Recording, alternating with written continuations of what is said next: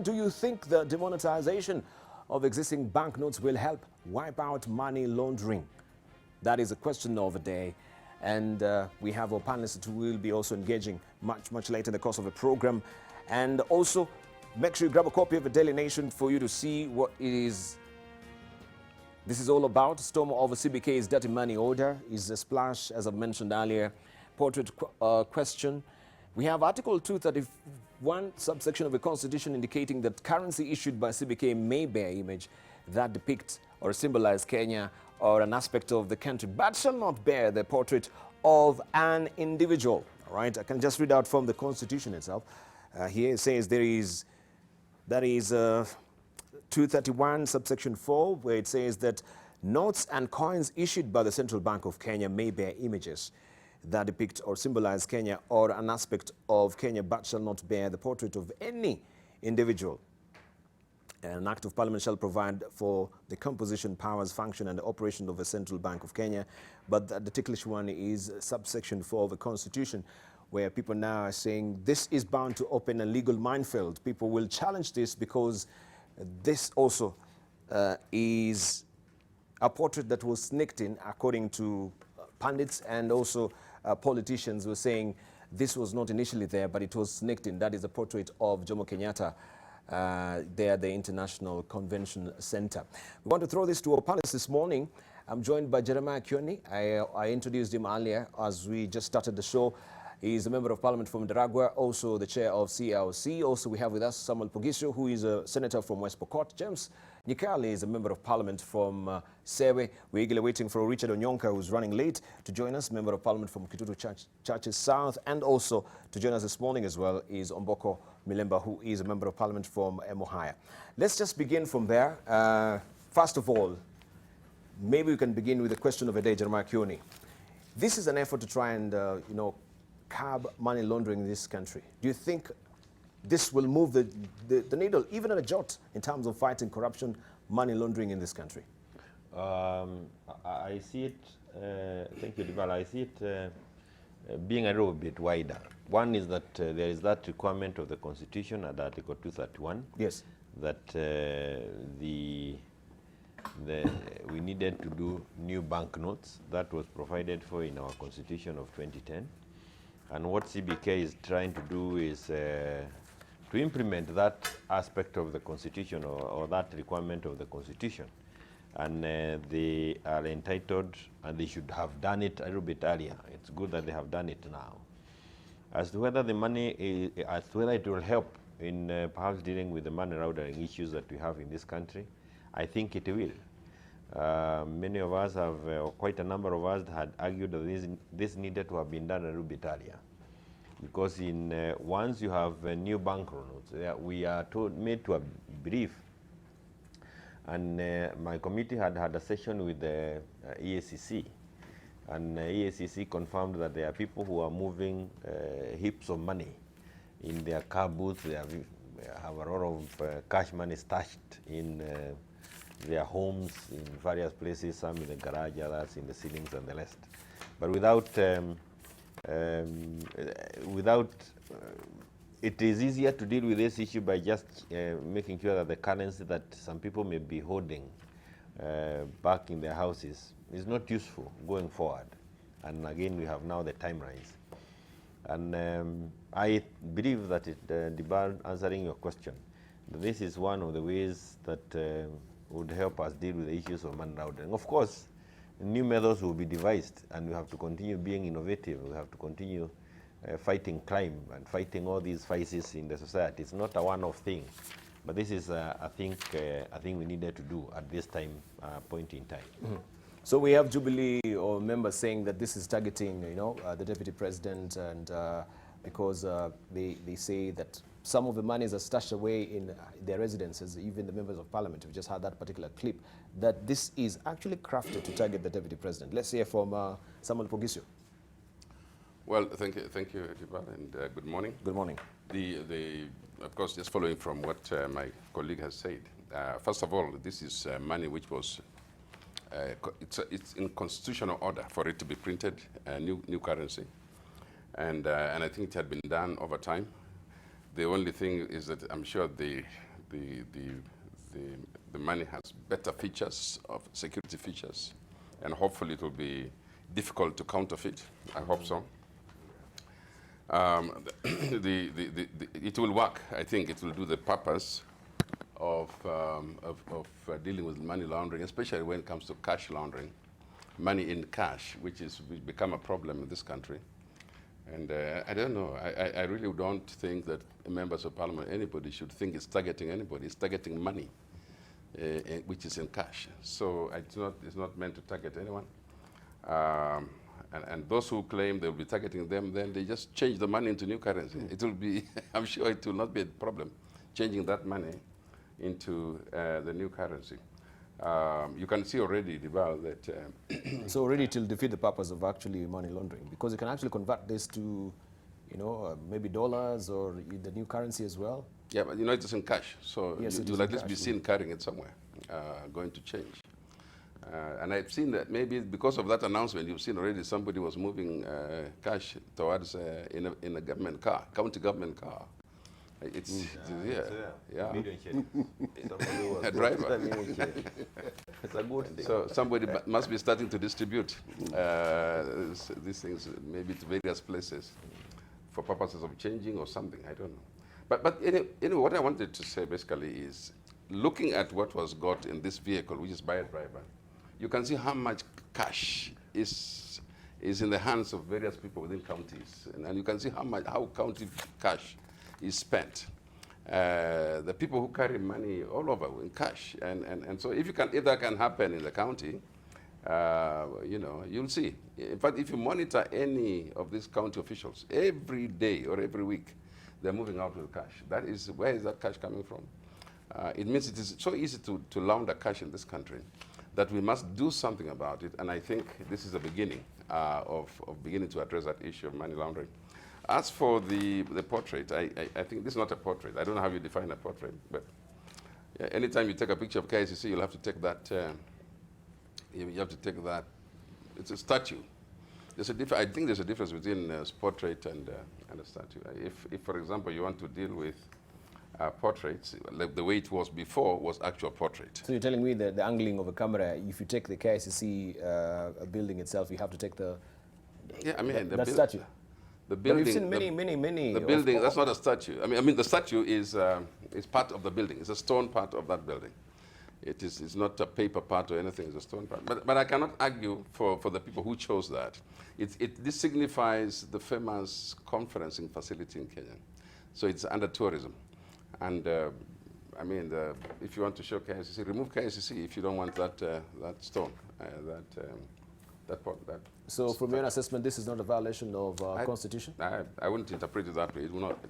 Because I'm sure when the final print of this currency came out, I'm sure all sorts of legal aspects have been looked at.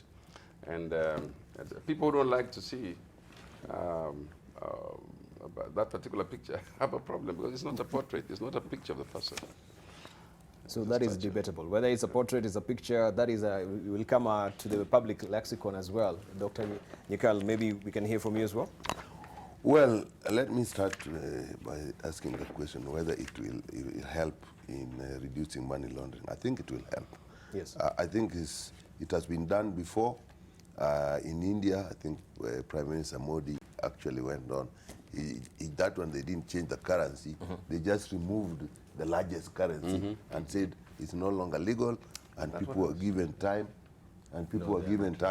to take the money back, and they would get the lower currency in exchange to the equivalent amount. So it has been tried somewhere else. Two, we have to also look at it in terms of the other regulations we have. Right now, if you are going to transact money, cash, or in any form that is more than $1 million, you have to explain where it has come from. So I think it's giving us opportunity for those who have large amounts who are going to exchange it to the bank to be asked, okay, good, you've come with it, but show us how you have accumulated it. So to me, put together with that 1 million requirement, explanation for the source of it, I think it's going to go a long way. But we also are aware that there are people who have a lot of money, large currency, large monies in cash, in their homes. We see that when they go to Arambes, they bring it out. We've seen that even now somebody has been caught with 1 million shillings in the back of the back of a car. So obviously this will go a long way in helping, and I think it's something that should have been done much earlier. As to the portrait, the Constitution says the face of a person. Now, whether that also includes the face of a statue, the only thing I can say is that they have subjected the process to legal interpretation, which probably should have not been necessary.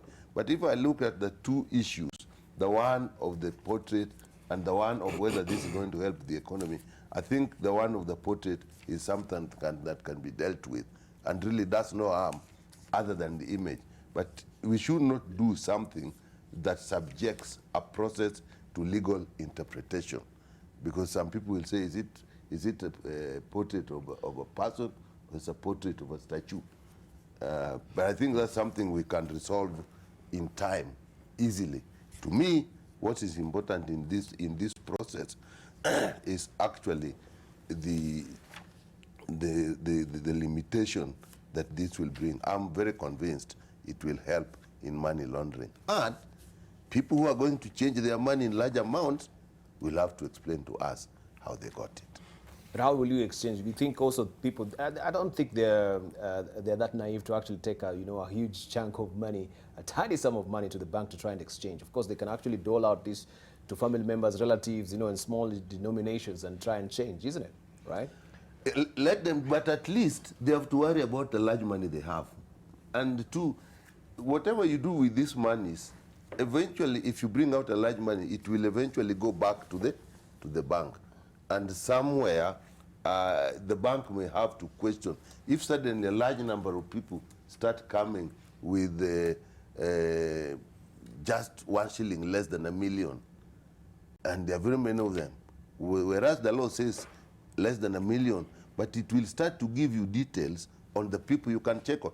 We don't take it on the basis of just that act itself, but it also opens ways. We have, this country said, we can do lifestyle audit.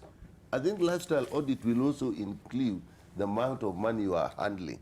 So if you start handling large sums, 900,099, and tomorrow and tomorrow and tomorrow, and you can also track people who are doing just below. So if all this is put together, the 1 million shilling rule, being cautious in the bank, as how people in the banks, as how people are moving money, and who. And as you are saying, if there are relatives of certain people, it will start to be clear. So I think it is a good thing to attempt to do, and I think it will have some effect. So legal challenges, what I want to know, you say that this portrait in any way does not showcase a face of someone as well. It is actually a statue.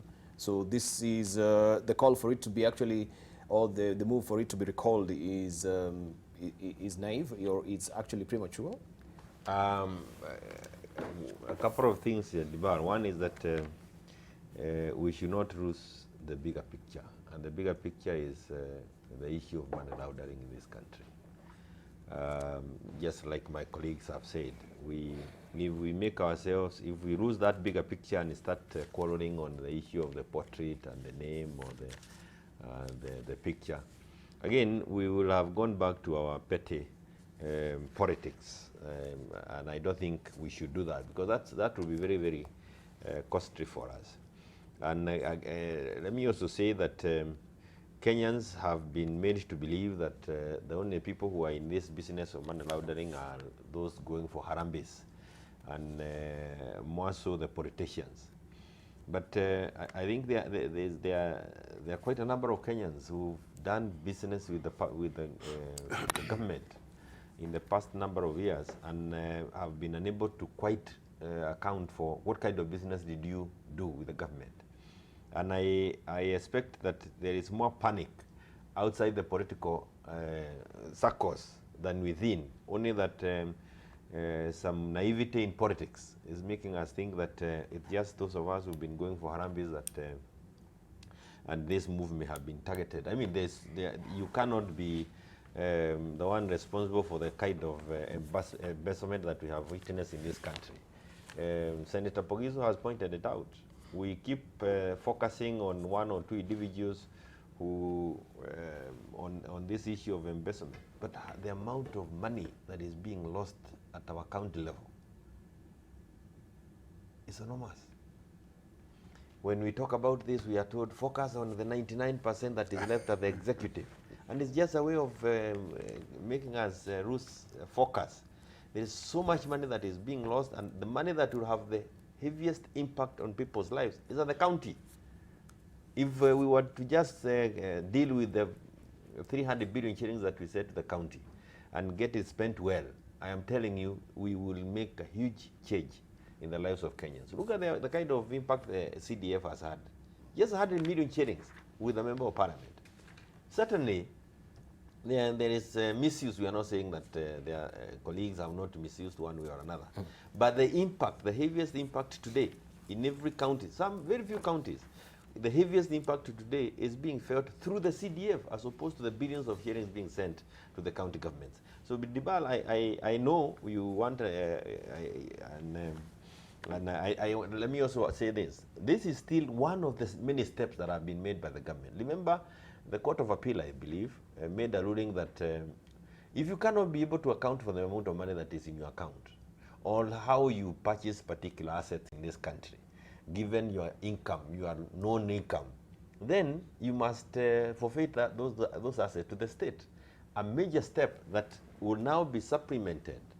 This is really, it will be helped by this issue of new currency notes. Because if you are the custodians of these huge chunks of money and you start moving it around, without doubt, you may want to use your relatives and the rest. But remember, even now, close family members are also being focused on. And when they move money, they also need to explain. And that's all within our laws. So I think it is important to pay attention to the bigger picture. On this issue of the portrait, one is that if you read Article 231, you see that this mandate is with the Central Bank of Kenya. Article 231 provides that, let me just read it out. Notes and coins issued by the Central Bank of Kenya may bear images that depict or symbolize Kenya or an aspect of Kenya, but shall not bear the portrait of an individual. A portrait of an individual. What we have here is a tourist attraction center in the name of KICC, and the KICC has all those aspects of it. The what is it called?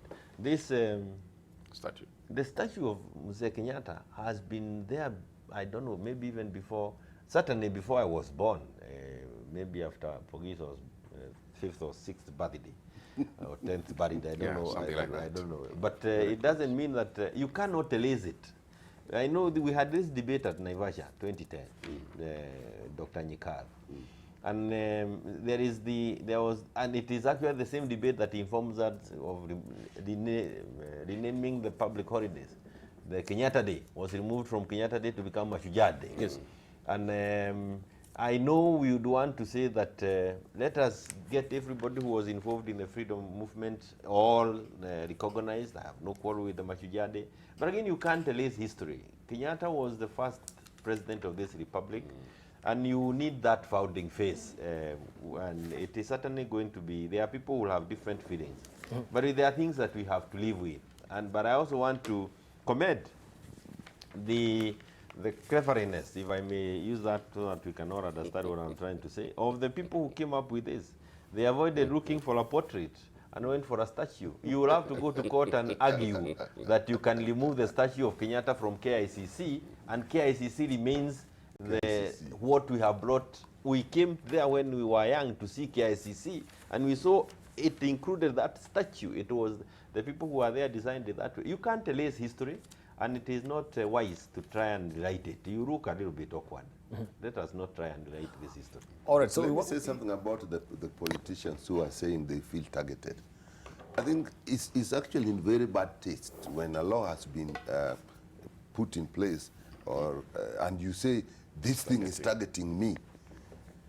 That is involved, but I think it's also intended to do one thing that is also terrible in this country now, that if any move is done in the way there's a policy move, then what people want to do is to quickly link it to the politics, the emotive politics of 2022. That is where this thing is going. And again, we lose the good effort at the altar of 2022 politics. I think that those people in my community, there's this thing that if somebody says in a group that somebody has farted here and now the air is smelling bad, and somebody says, I know now you are thinking it is me. Say, why are you thinking it is me? So we have that saying that those who are farted are curious. You're not talking like an old man. Yeah, those who are farted are curious that when somebody says the air is smelling bad, nobody mentions. So they're drawing attention to themselves unnecessarily, and therefore attempting to again divert a good debate to politics of 2022. Something I think we must avoid in this country. Right. Let me just weigh in on this, that this is not a Kenyan issue. This is actually a universal, international problem. I mean, money laundering, by the way, is a much more serious problem than we think. It's not about who has money. It's about the safety of this country. It's about security in the world. It's about terrorism. It's about all these things. I mean, if anybody who has large sums of money should be a suspect. If you're just carrying cash, should be. I mean, we should be wondering what you are dealing with. What are you keeping that cash for? And why there are many other ways now, modern ways of transacting business. You know, Kenyans are into M-Pesa. Kenyans are onto cards, credit cards, plastic money. So what is this business with large, totally unexplained sums of money? And so it's not a Kenyan issue. Kenya also is being pushed by everybody else. So what is this that is in Kenya, that people are carrying cash? And that amounts to insecurity in the country and internationally. So we should also begin to see it not as a Kenyan problem. And I think part of changing money into a new currency is part of the recommendations, not only for Kenya, but really for most countries which have that problem.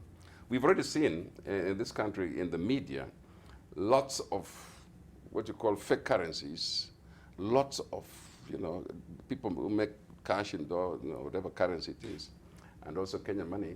And so changing the currency, which is probably more secure, with more security features, is good for everybody, even for just the ordinary person, because you don't know the kind of money you have, whether it is real or fake. But now if you change it to this currency, before they begin to counterfeit it, you have a security and safety of your money. So I don't think we should really look at it as though it's targeting individuals. It is an international affair. But let me just put one last. We are worried about laundering, and the question now is, if you're bringing to the bank more than 1 million shillings, explain where you have got it from. Now, if you allow people to then go and put a large amount of money in some function, and then at the end of that function, that money is now legal. That function alone, we legalize that money. Wash. Yeah, because it's wash it. Because now when you go to the bank and you say, where did this money come from? We had an Arambe, and this is the money we got. Yes. Now, the money is now legal. You therefore must go back, if you have a question, and say, okay, those who took it to the Arambe, where did they get it from? But Nyika, let me caution you that this will not sort out any political issue. And any person, this is more of a criminal thing than political. Any person trying to think that he will benefit from this politically, or there will be an adversary or your competitor who will be punished by this on a political, it is likely to, you are likely to fail, and I would advise that you look quickly for another strategy. I think the only way that that can come into play, we have a bill that is on the table, not yet through the mills of parliament, and there is a graveyard of parliament somewhere. Once it comes out and it is on the floor, this bill provides that for you who is receiving the money, you must disclose also the sources of funds. You must put this money into an account, and how you even spend the money, it must be accounted for. And you go backwards. Those who give you money because they are good, charitable Kenyans wishing you well, we also need to know who they are so that they can be given tax rebates. Until we have that kind of a law, as it is now, you will not sort out. I agree with you. You've actually just answered my question, that we must go back and say, this money you brought to the Arambe, where did it come from? Now, if you're providing for that law, I'm game. That's what we should do. It is coming. But my worry is, you know, what you do when in politics, we are all in politics, you find something that is easy to mobilize people around.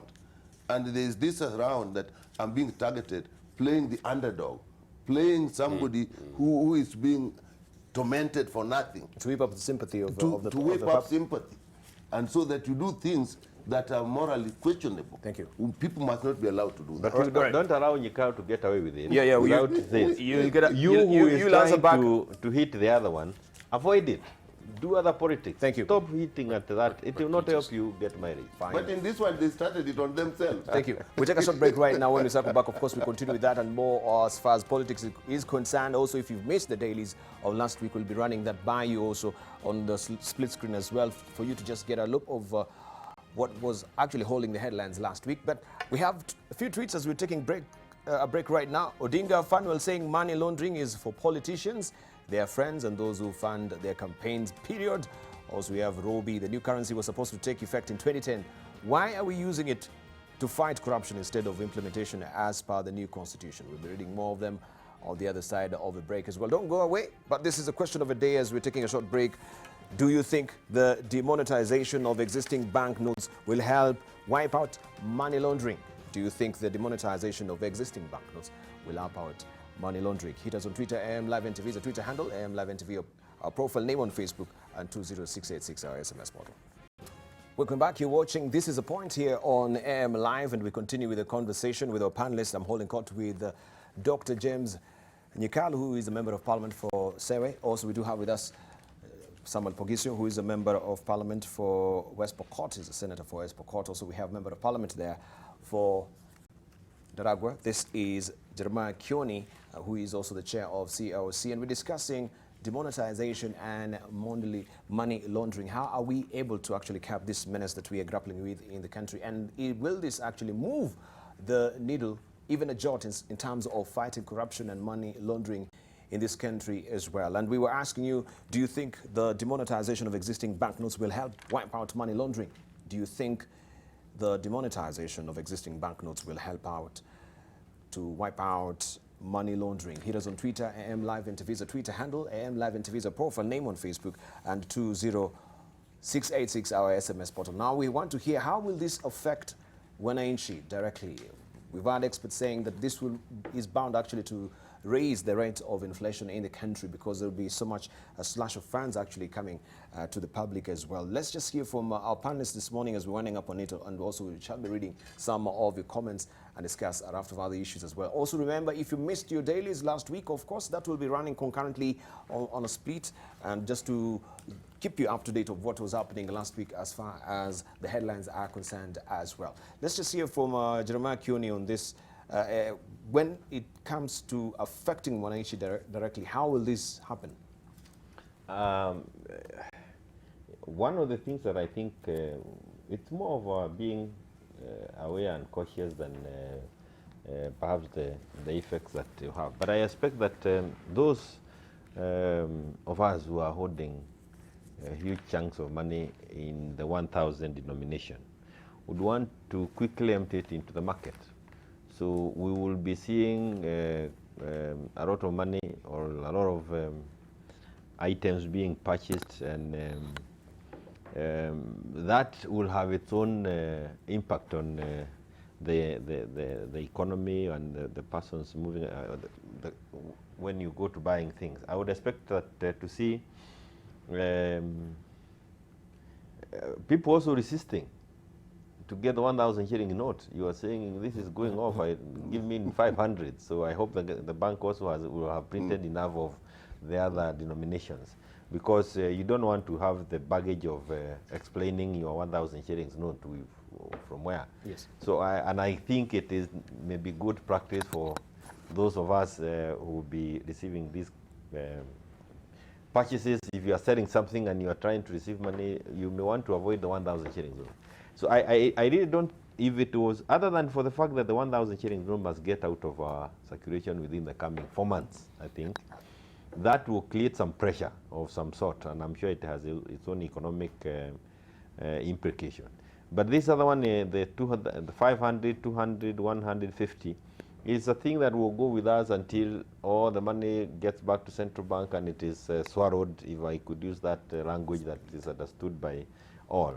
So there isn't, it's not meant to have quite some negative impact, but this 1,000 shillings note will have some impact, and perhaps for good reason, because again, it's a sacrifice that we must make, because if we are to deal with the issue of corrupt money that is already being held by individuals, if we are to deal with the issues of money laundering, this must be made to move and move quickly. And certainly, there may be, like somebody has said, too much money chasing too fewer goods, and that has the impact of has an impact perhaps in terms of inflation. Right. Well, let me pick from where Keone has left, supporting what he has said. There is going to be, of course, apparently, and I don't know how this law becomes selective. Apparently, there are banks or bank managers or owners who somehow manage to bank these monies for people. I don't know whether the law is really very stiff on banks. Apparently, it's like there are people who just either bank at night or I don't know what time they bank. There is apparently money still get out in large quantities. Money gets in large quantities. And so I mean, I think also central bank should begin to look at their customers, the commercial banks, and see who is doing all these things. I mean, who is behind this helping this money laundering thing, and they're within banks. That's not only one. I also think that because of the pressure now, of course, politicians and others who still do harambes, I'm sure if you want to survive, you may have to do 10 harambes a day and running all over the place. Use your agents to do harambes everywhere. But you see, it still doesn't make sense. Because now we just also need to tell Kenyans that, and churches, we become targets. Churches have become targets of these monies. And apparently because of the thirst for money within the churches, which by the way may be real because of the economic times, the churches will just stand by as these things are said. So they should also know that they could be easily become centers of money laundering. And that's not very fair, because the church should not really be part of that. So I'm just saying that we need to look at who is helping or aiding these people who move monies. You can already see, if a government official is asked to move money, should they move that money? A driver, or should they really, would you accept if you're told, move this money for me from here to there? Are you not really the one laundering and not even questioning? So should we not educate our people about the danger of becoming part of money laundering, inadvertently or even deliberately? So I do think that there's a lot of work to do. Work with the central bank to really force the banks not to accept these things. If they don't, if there are ways out, then we have a problem. Maybe we didn't make the law stringent enough. All right. Let's say from yes, well, Dr. Nyikalas, we're winding up on it. Well, obviously there will be a lot of money if people start to get the money out of under the mattresses and use them. And so it is the fear of inflation is real. But also we have known, I'm not an economist, but people have been saying there's been no money in the market, so people can't do their businesses. So in a way also it will stimulate business, because like we know, when it takes time before government releases its money into the market, people make a lot of noise. There's no money, things are not moving. So I think it will have a double effect. One, there's a lot of money, so there may be inflation, but on the other hand, this money may now be available. Because if people are consuming, then the people who are moving the goods that are being consumed are actually making business. It may actually even go into industry. And lastly, it will also force people to probably now use other forms of cash transfer that are actually much easier to detect and have records. So in the end, we must always say, anything you do in life, from my background in medicine, when you give medicine, medicine has its effects. But if the effects of medicine are less than the harm of the disease, you give the medicine. In my view, what we may gain from bringing this money is probably bigger than the inflation that may come, because I think it will sort itself out in time. It may also stimulate commercial activities.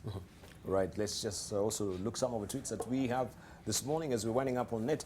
We have some offer saying we have been using illegal tender from 2010 without complaining, and now we're talking of a statute, right? Is it meant to be legal or illegal tender? This is what some offer is saying. Also, we have subject to interpretation. Right, subject to interpretation. We have Robbie also saying the new currency was supposed to take effect in 2010. Why are you using it to fight corruption instead of implementing as per the new constitution? I think I read that. Also, Jack Ogola says, if I dispose of my parcel of land for 2 million shillings and take it to my bank account, what will be the source of my money? The seller or the buyer? In my view, the seller, and therefore should be allowed to bank it. This is what Jack Ogola is saying. We have Nderitu Murithi saying demonetisation won't help anything. We already know that most of these corrupt people have already stored their money abroad in safe havens. It's a small measure, right? So that will not make any discernible difference as far as Nderitu Murithi is concerned. Musila Mwoki, he says, good thing if the portrait is found to have legal implications. We get to demonetize twice, dealing with money laundering twice. This is what he's saying. Good morning, Dibalane. A legal interpretation process could have been avoided. Also, we have a Joy C saying, does a statute qualify as a portrait under Article 231? A probing question there. Kenyans are once again losing the bigger picture by being petty. And we have also Chris Lebo saying, for the very first time I switched channels when Jeremiah Kioni defended the portrait of Kenyatta on the notes. Jeremiah, you've made me lose a viewer this morning.